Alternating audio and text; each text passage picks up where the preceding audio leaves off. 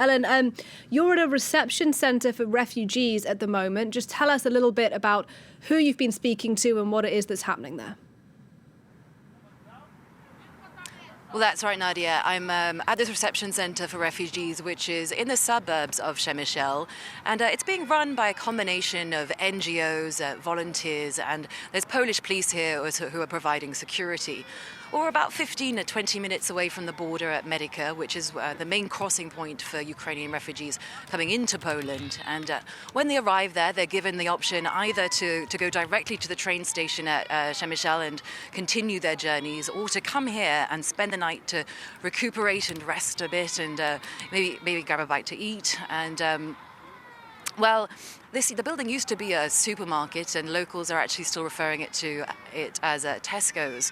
And we know that many of the refugees who are arriving here, they have had very long and arduous journeys. We've heard about one woman who spent around 23 days on foot and ended up with a stress fracture in one of her feet after that journey. And when they do reach a centre, they're given bracelets and they're entered into a register, and that's so that there's control over who's allowed into the building, because we as journalists are not allowed to film in there, obviously, to give the refugees some privacy.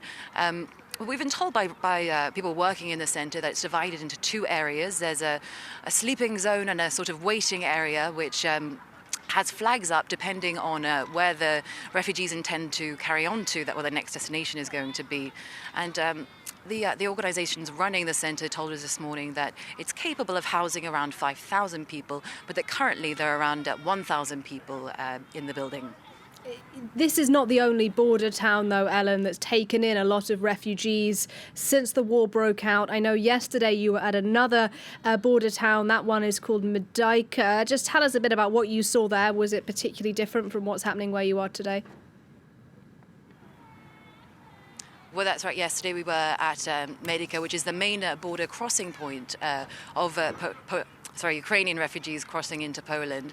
And it's really astonishing how in just a month the amount of help that has sprung up there. There's a whole range of international NGOs and charities, and Polish police and the army are ensuring security there.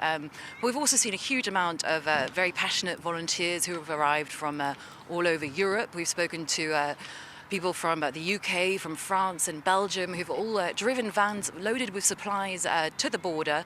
And they're really helping, as well as in a practical sense of providing things like nappies and medical supplies. They're helping to act as a kind of morale boost.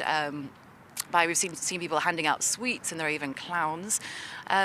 We do know that Poland is the country that's housing the most Ukrainian refugees at the moment, and that number has now reached as many as 2.2 million people. Ellen Gainsford for us there at the Polish border.